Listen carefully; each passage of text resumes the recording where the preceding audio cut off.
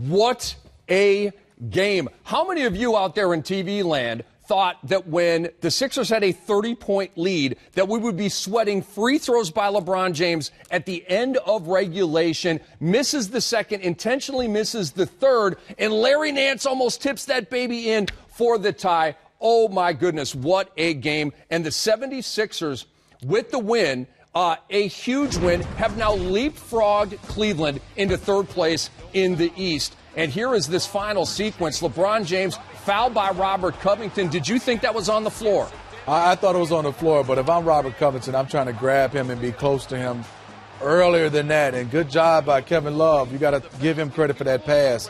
And LeBron James selling it, Coach. I think it was the correct call with them changing and putting the emphasis on the offensive player gets the benefit of the doubt if he's going into the act of shooting. LeBron picked up the dribble right after the foul took place and got it up there. And that's the same set play Cleveland uses over and over again from the baseline. It's the place where he caught it and shot it and made it against Washington to win a game. So that's the play they use. So the comeback against Washington on Thursday complete.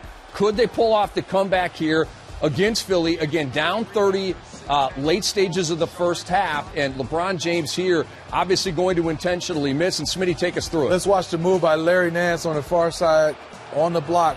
What he does, he's probably slips. Dario, he got him. And, Coach, that's the one. Oh, man. I know you, Coach, you're old school. That's where you have to face guard and box out. Yeah. You cannot try to use your body. You got to go face guard and box out because you're not worried about getting a rebound. You know, teams have different plays off the foul line for missed free throws, intentionally missed free throws that they run. We always had 3 or 4 that, you know, was part of we had signals that we'd use with our fingers, which ones we were going to run.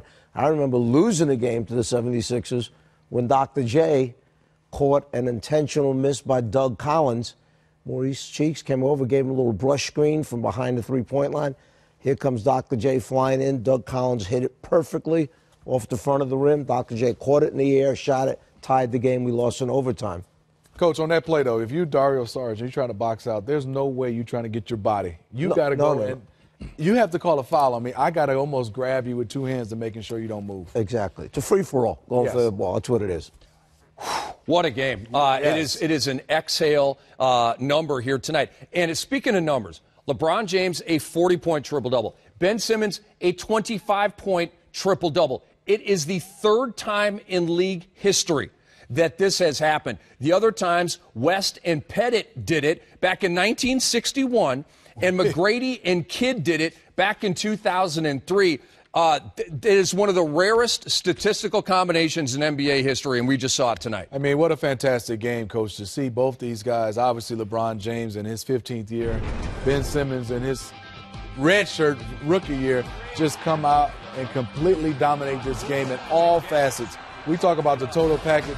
These 2 players showed us everything about the game and even more, Coach. Do you think this game could be the decision maker, the deciding factor between whether a certain young man in Utah, Donovan Mitchell, winds up winning that Rookie of the Year award versus Ben Simmons? Because a lot of people got to see this game. He put some show on. 44, 11, and 11 for the King. 17 of 29 from the field. And, Smitty, we've talked about it for a decade here at the desk of NBA TV.